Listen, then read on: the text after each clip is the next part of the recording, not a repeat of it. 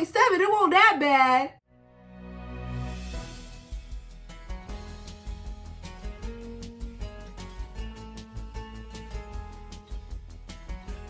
Hey guys, it's Sydney, and today I am back with another video, and we are going to be talking about every single movie I watched in March. I watched a lot of movies in March. As y'all know, I didn't do one of these for February because I watched like 5 movies in February, but yes. Let's start with the first movie I watched, The Princess Diaries 2, Royal Engagement. Why is this the best movie ever? Why is this the best movie ever? Anne Hathaway, your mother, you are my mother. I do not play about Anne Hathaway. Ask Anne Hathaway, I don't play about her. The next one I watched was The Virgin Suicides. I did a whole video on that. Go watch my Virgin Suicides video, okay? The next movie I watched was Call Me By Your Name. Right. If you know me, I don't play about look at my wall. Look at my wall. Call Me By Your Name. All over it. Look. I don't play it. I don't play about Call Me By Your Name. And it's crazy because the internet is trying to downplay Call Me By Your Name so bad and trying to downplay the effect that it had on people. Everybody knows where they were when they first saw the Timothée Chalamet Playdate edit. Everybody knows where they were. What movie did I come from? Call Me By Your Name? Oh, okay. I'm clocking that T. Don't do that. Call Me By Your Name was really good. It's just the fact that, like, I am a very nostalgic person. I am. Like, if I walk into a room, I smell a certain smell. Why am I in 5th grade again? This movie transports me back to the beginning of quarantine. And I just watched it. I just watched Call Me By Your Name. And that started my Timothée Chalamet era. And I watched every single Timothée Chalamet movie. I was bootlegging like crazy. Don't tell them that, though.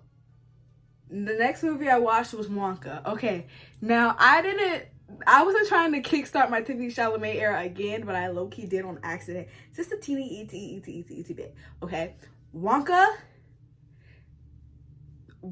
is much better, would be much better in a play format, okay?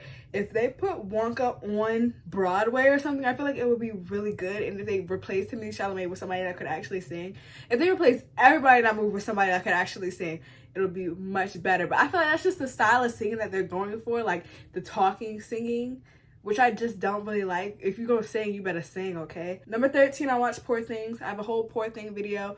All the videos that I'm mentioning will be linked down in the description. Make sure you watch them. The next one I watched is Killers of the Flower Moon. Killers of the Flower Moon. What can I say that isn't disparaging? Martin, cover your eyes, cover your ears. I know. I you know you grandfather, but at the same time, King, like let's sit down, okay? Killers of the Flower Moon was a lot. It was a lot, and it's a movie that requires rewatches from me. It's like it couldn't grab my entire attention. Like, I was watching it, but I was also doing my mom's hair. I was also doing a lot. I just couldn't give it my full attention, and that is on me. But also, as a movie, why aren't you grabbing my full attention? Because I've done here, and I've been engrossed in a movie at the same time. So at some point, it's not just me, it's you. Clock that T. And y'all know how I feel like I feel like Robert De Niro deserved to win the supporting actor award at the Oscars. He deserved to win that because he's crazy.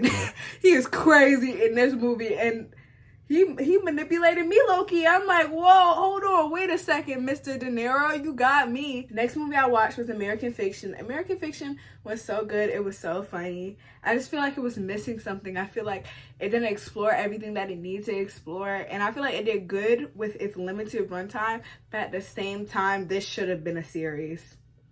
At the same time, I feel like they could have explored more, not even with the series, but with the extra 30 minutes. They could have done more with his grief, more with him grappling with racism, because it was just like, it felt like here. But like, for what it was, it did a good job. Okay? I rewatched Mean Girls. I don't care. I like Mean Girls. I have a lower rating for it this time because it is still very funny. But I just noticed more things about it that I was just like, What are y'all talking about? Like, it just felt really choppy. It's a 2.7. It wasn't that bad. Oh my gosh. It was not that bad. The theater kids got a hold of it. Oh my gosh. I just feel like the entire time people are comparing it to the original. I watched the original. I'm familiar with the original, but the original isn't my favorite thing in the world, even though I get the original like 5 stars. It's not like the original did not change my life. Sorry. The next one I watched was The Other Woman. The Other woman's pacing is like kind of terrible. Like, it's actually terribly paced, because why are we spending the first hour of this like low-key very short movie just getting to know these women, like getting like them talking to each other? Like, they only like, it was like they only took him down. Like, they should spend the first 30 minutes introducing these women, 15 minutes of them getting to know each other, and then the last 30 minutes they setting up the plan and they taking him down. Like, it should not be like this. And then on top of that, I watched Pretty Woman. Pretty Woman, that's a rom-com. Pretty Woman, this is the best thing that has ever happened to me. And I don't know what took me so long for this, but I am literally Vivian without the whole prostitution thing going on. And I wrote so many notes for this movie, okay? I just want to read off the notes because they're actually so insane. Like, I wrote this mind you, it was like 4 a.m. and I was writing this. I was just like, I gotta get this out. I gotta get this out because I low-key wanted to do a whole video on Pretty Woman. If y'all want me to do a whole video on Pretty Woman, I will do it. I will do it. That's just an excuse for me to rewatch it. I don't care. I will do a whole video on Pretty Woman. I do not care. Like, every scene where she was walking on the street, everybody was staring at her. They were staring at her because she looked like a prostitute. But in my mind, they're staring at her because she's that girl. Like, she is really that girl. And it was, and the way that she got different stares when she started dressing up differently, I was like, wow, this is written from the feminist perspective. I'm clocking that T. The conflicts and the characterization within the story is so amazing because they're both really stubborn people that come from different walks of life, but basically have the same personality, low-key. Like, she's freer, but he's like constrained. He feels like he's constrained to his work, and all he knows is his work and working and like taking people's businesses and flipping them, okay? And when he met her, he was like, maybe I don't just gotta start flipping stuff. Maybe I could just take somebody under my wing and actually help them out the same way that he took her under her wing because he fell in love with her and helped her out. Like, oh my gosh. And I really just hate Philip. If y'all know who Philip is a loser. Philip is weird.